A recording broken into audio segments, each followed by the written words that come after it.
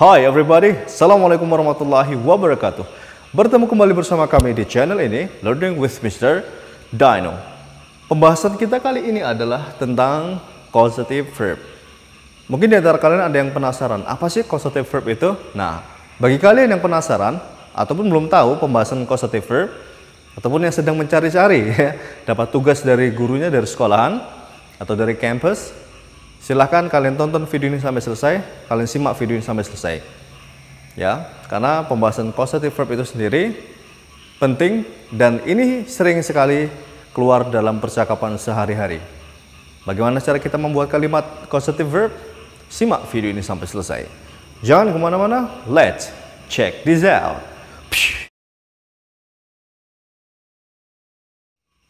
While my brothers and sisters, langsung saja kita masuk ke pembahasannya, yaitu causative verb. Pertama-tama yang akan kita bahas terlebih dahulu adalah definisi. Ya, apa sih definisi daripada causative verb? Ya, definisi daripada causative verb adalah, perhatikan ya, saya tidak tuliskan, akan tetapi saya lisankan. Perhatikan jika perlu kalian tulis ya. Definisinya adalah kata kerja ataupun verb yang ketika diucapkan maka menyebabkan orang kedua itu melakukan sebuah aktivitas. Gambarannya begini, misalkan saya adalah orang pertama, kemudian di depan saya ataupun di tempat lain, ya, anggap saja di depan saya ada orang kedua. Kemudian saya ngobrol dengan orang kedua. Saya mengucapkan kosakata ataupun verb-verb tertentu, ya, kata kerja tertentu. Nah, yang nanti disebut dengan causative verb. Kepada orang kedua tadi, saya mengatakan kepada orang kedua tadi kosakata ataupun kata kerja tertentu, maka orang kedua ini melakukan kegiatan ataupun melakukan sebuah aktivitas disebabkan kata kerja yang saya ucapkan. Paham ya definisi daripada causative verb? Semoga dapat dipahami. Ya, seperti itu definisinya. Ya, intinya gini. Jadi, kata kerja yang apabila diucapkan orang pertama menyebabkan orang kedua itu melakukan sebuah aktivitas. Nah, seperti itu definisi daripada causative verb. Oke, teman-teman, ya, itu definisinya. Kemudian verbnya sendiri ya, bisa teman-teman lihat. Verbnya ada get, ada have, ada make, let, dan help. Oke, silakan. Ini persamaan maknanya. Ini setara makna ya. Jadi get itu artinya adalah persuade. Ya. Jadi kalau kalian nanti mengatakan get, ya, jadi get itu artinya tidak hanya mendapatkan ya. Jadi get itu bisa juga bermakna persuade jika dia masuk dalam konteks pembahasan causative verb. Oke, jadi get persamaan maknanya adalah persuade, yaitu artinya merayu. Kemudian yang kedua have, persamaan maknanya ask. Ask itu artinya adalah meminta. Oke, kemudian yang ketiga make, ya. Kemudian persamaan maknanya force. Jadi make itu tidak selalunya artinya membuat. Dalam pembahasan causative verb, nah make di situ bisa bermakna force, yaitu memaksa. Kemudian ada let, persamaan maknanya adalah allow ataupun permit, yang artinya mengizinkan. Kemudian help, persamaan maknanya assist, yang artinya membantu. Begitu ya.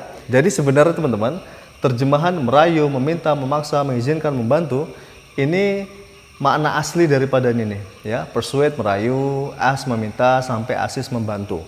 Oke. Namun ketika dia masuk pembahasan causative verb, ya, maka get, have, make, let, help itu juga dia bisa bermakna seperti ini nih. Ya, get artinya merayu, have meminta, dan seterusnya seperti itu. Oke, langsung saja kita masuk ke kalimatnya. Silakan teman-teman bisa lihat kalimatnya ya, contoh kalimatnya di sini.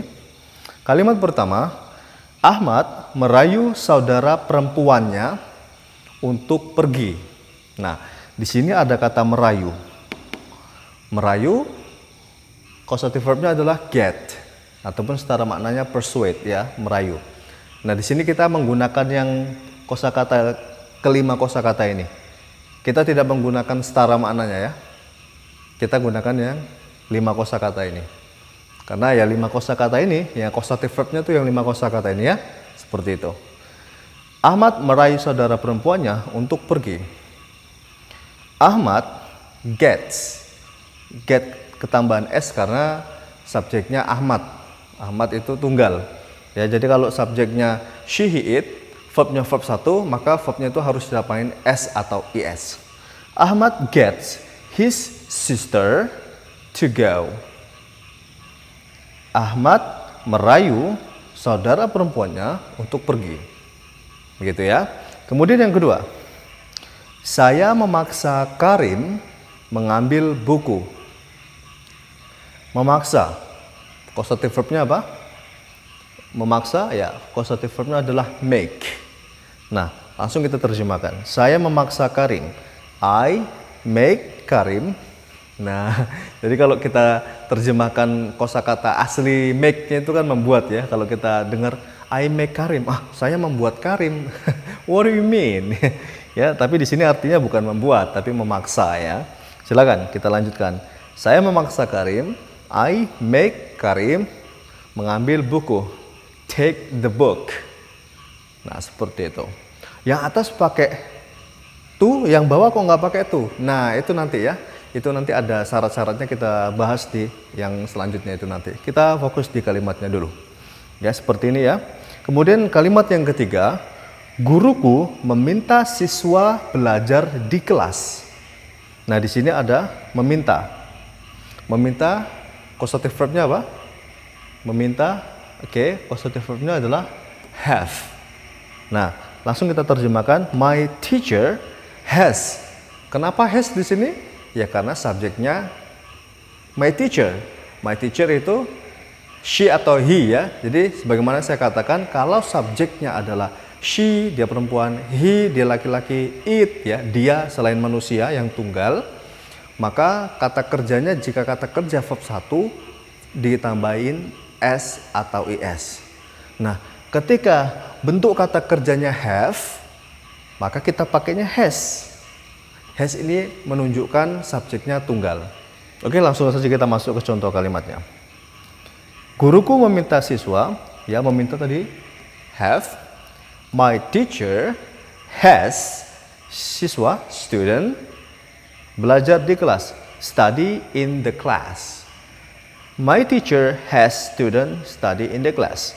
Guruku meminta siswa ataupun murid belajar di kelas. Nah, itu tadi contoh daripada causative verb ya. Kemudian yang berikutnya kita lihat note ya, catatan. Perhatikan teman-teman ya, catatannya di sini. Pertama, verb get, kata kerja get umumnya menggunakan to infinitive. Catatnya ya.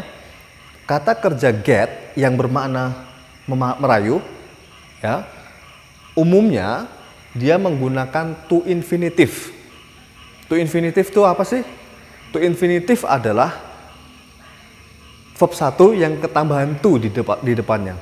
Contohnya verb satunya swim. Kalau ketambahan to swim. Verb satunya eat. Ketambahan to eat.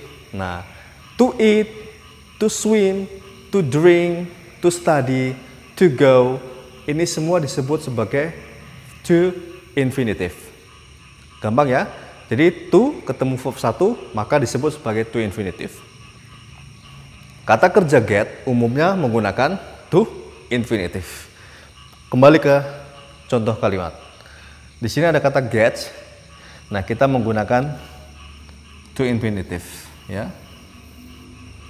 To verb 1. To infinitive. Oke. Itu get yang bermakna merayu. Kemudian yang nomor 2, kata kerja have, make, dan let itu masuknya ke person ya. Masuknya ke manusia. Kemudian verbnya menggunakan verb 1 teman-teman ya. Menggunakan verb 1. Kalau get tadi itu menggunakan to infinitive. Kalau have, make, let menggunakan verb 1. Mari kita lihat contoh kalimatnya. Ada nggak ya di sini ya? Make, ya ada. Ya, make masuk ya. Make. Nah, saya memaksa, I make Karim take the book. Nah, take ini verb 1 ya. Sesuai dengan rumus, take-nya verb 1. Oke. Oke. Nah, di sini Karim. Karim manusia. Sesuai dengan rumus. Kata kerja have, make, let masuknya ke person. Nah, I make Karim. Karim adalah person, manusia. Kemudian verbnya verb 1, paham ya? Take. Jadi langsung I make Karim take the book. Ya, verb 1 nih. Saya lingkarin. Nah, verb 1. Oke, kemudian yang ketiga, catatan ketiga yaitu help yang bermakna membantu. Nah, untuk help itu sendiri, dia bisa kalian gunakan verb 1, bisa juga kalian gunakan to infinitive, ya. Jadi help itu bisa kedua-duanya. Contohnya ada di sini ya. We help you, kami membantu kamu sing, bernyanyi. Bisa kalian katakan, we help you sing, kami membantu kamu bernyanyi. Atau bisa kalian juga katakan, we help you to sing, kami membantu kamu bernyanyi. Artinya sama. Boleh pakai verb 1, boleh juga pakai to infinitive. Itu causative verb yang help. Nah, yang lainnya ini sudah ada contoh masing-masing ya. Kita bahas contohnya ya. Get tadi umumnya menggunakan to infinitive. I get you to go. Saya merayu kamu untuk pergi. Kemudian yang ini, contohnya we have you eat fish. Kami have. Have di situ apa artinya? Silakan lihat. Have artinya adalah meminta. We have you, kami meminta kamu eat fish, makan ikan. Seperti itu teman-teman pembahasan tentang causative verb ya. Sekali lagi, causative verb adalah kata kerja yang jika dia diucapkan orang pertama menyebabkan orang kedua itu melakukan sebuah aktivitas. Dan catatan yang perlu kalian perhatikan di sini adalah kapan dia menggunakan to, kapan dia tidak menggunakan to.